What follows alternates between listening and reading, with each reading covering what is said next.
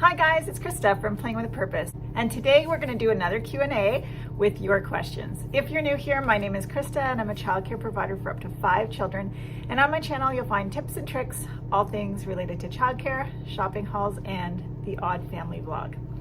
So today we're going to talk about table toys. So I had someone ask me, do you have table toys and how do you use them? Yes, I have table toys and I like to use them in lots of different ways. If we're going to be spending a large portion of our day inside because we're having inclement weather, I might set out some items on the table just to have some extra activities to do if we're going to be missing our outdoor time. But primarily I use table time activities for if I need to go upstairs to get their lunch, or if I'm just preparing their snack and I need to have a few minutes where the children are occupied. That's primarily when I use table time.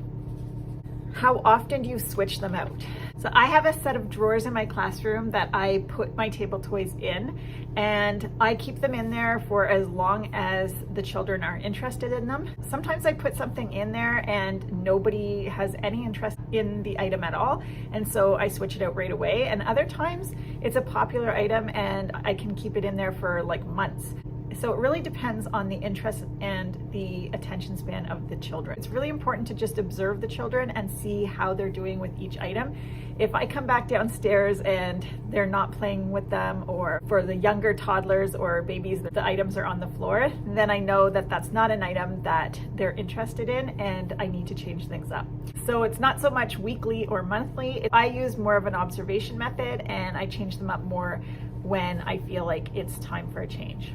Do the children get bored from it? Most of my prep work is already finished, so I'm not usually upstairs more than 5 or 10 minutes at the most. So usually the children are super excited to play with these toys because they're items that I don't usually put out any other time.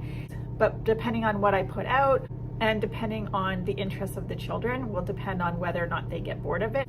And then that will determine whether or not I need to switch things up. This person says sometimes they do it and the children finish really quickly, or they need help with it. I also only give children items that they already know how to use. If you're just giving them a new item that they've never used before, then that's probably something you don't want to give them for table time until it's been introduced to them. Otherwise, they may not know how to use it and then they might get tired of it too quickly. But if it's something that you've given them, or if it's something that doesn't need any direction, then that's generally a good table time toy. So I'm just going to take a few minutes to show you some of our recent table time toys so that you'll have a better idea of what kind of things I use for table time. One of our favorite table time activities is this Learning Resource house set. It's a color sorting set and it has all the different members of a family inside. So it has a mom, a dad, a cat, a dog, a baby. So for an older child, you could give them a whole tray like this and they can sort with all 6 of the colors. If you have a younger child, you could just give them 2 colors and they can sort with just the 2 colors. If you're giving a child that typically throws things on the floor, I definitely wouldn't suggest giving all 6 houses to them. I would probably just stick to 2. If you're giving a child that's a little bit older and they tend to be super engaged with the items, then I would give them the whole set. And so this is definitely one of our favorites. Another fantastic table toy is the Melissa and Doug puzzle set. This is great for literacy, so I love to use these for my preschoolers. So they're double-sided and they have words and pictures on the wooden boards. And then the letters are on the side for them to be able to put together the little puzzles. If I have a younger child that hasn't really done these puzzles before, I might choose 1 or 2 of these and then just put a few of the letters that correspond with the puzzle on a tray for them. And that might be enough for them. If it's too difficult for children, sometimes they just lose interest right away. And so you definitely want to scaffold that learning. So when you first give it to a child, maybe just take out 1 or 2 of these and just give them a few letters. But as they get more experienced with it, you can add more and more. Sometimes if I have a table with 2 or 3 preschoolers, I might add all these letters to the middle of the table and then just let them choose the boards they want to work with. So it really depends on who you're giving this item to and how you present it. One of my favorite table time activities for younger children are these do-it-yourself ribbon pullers. So you just grab yourself a bunch of different ribbons and a clear container. And so I went to a craft store and I picked up different interesting looking ribbons. And so I wanted to have some descriptive ones, so if I was ever working with them, we could build in vocabulary. So this one's an orange striped one, this one's pink gingham, this one's red polka dot, this one's a sparkly green one. So this is also a really fun one to do when you're working with the young children so that you can introduce new language to them. But it's also a great activity for them to play with when you just need a few minutes. So basically to make these, you're just putting little holes in the top of the container and you're tying knots on either end. And so the children would pull them until they can't come out anymore. Because this is a really quick activity, I usually give them a basket full so that they have enough to do while I'm upstairs. Super fun, super easy, and inexpensive to make. Another fun one is these letter beads. These ones are super cute. They're kind of a rubbery material, and you just give the children some laces and some little letter beads, and they can string them. Another similar activity is these wooden beads. For this activity, you can either give them these wooden skewers, or you can give them laces. It really doesn't matter. And they would just take these materials, so you can give them a basket on the table, and then they can just practice putting the beads on the sticks or on the strings. It's great for fine motor, great for hand-eye coordination, and it's great for table time. I also have a couple more do-it-yourself activities that I like to put out.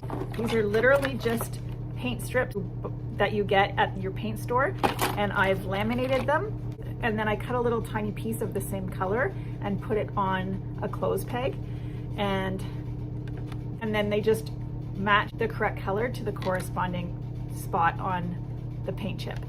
So it's a super simple activity, low prep, and again, super inexpensive to do.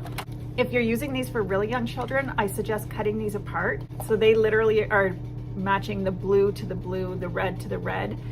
But if you have older children and you want to scaffold that learning and you want to teach them more shades of color, then you can keep it together so that they can recognize the different shades that are on each paint chip.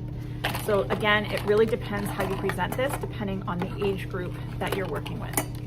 Another super fun activity for young children is to just give them a tray with different containers. But this pretty little box is a super fun activity for children to just put the lid on and take it off.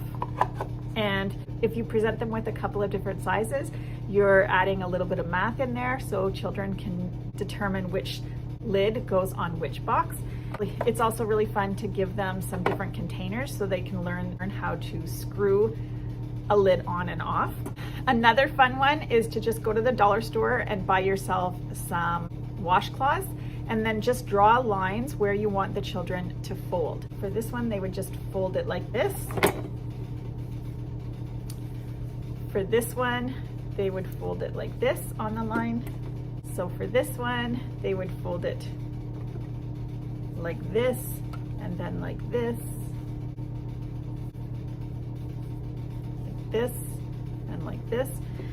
So it's super simple activities, and children love doing things, and children love to do things that mimic real life jobs. So this is a really fun one. Another fun one is to find some socks and just have the children match the colored socks. Because I was doing this with a really young group of children, I chose some very brightly colored socks so that they could recognize the different pairs. But this is another fun one. They can just match socks. This is another do-it-yourself project. I picked up this little container at the Dollarama, and then my husband just drilled some holes in the top, and then I just take these little dowels and the children pop them in to the holes. So that's super fun, and then they can just open it up and do it all over again. Now I will mention that this is not a good activity for young children because these are pretty small. So these need to either be done supervised activity or you need to find bigger materials that you can leave young ones with. This is another simple one with money. This is just Monopoly money and the children just match the money. So the children will be able to see numbers on there, and it's also color matching.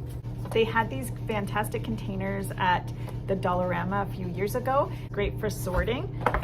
So in here I have some wooden numbers. So the children would just sort the little boxes with the wooden numbers.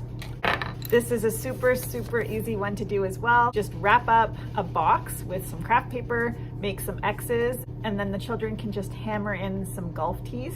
This keeps them busy and they're super engaged. Another fun one is giving them a little tray with some rice and then just tape a little box in the middle and have the children practice sweeping the rice into the square. This one is another fun one. You give the children some little squares and then the children match the animal to the squares. So for example, so this one would be the little bee would go with the hive.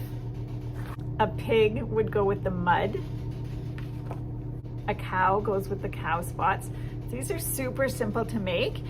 So as you can see, you can pretty much present almost anything as a tabletop activity. And as long as you're not presenting the same things all the time, the children are usually going to be engaged for a while.